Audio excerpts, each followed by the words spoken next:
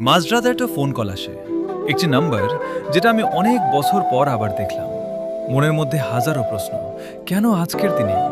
এই মুহূর্তে কি সেই মানুষটি ফিরে আসবে যে আমাকে একদিন কথা দিয়েছিল, যে প্রতিজ্ঞা করেছিল আমরা একসাথে থাকবো, কখনো আলাদা হব না?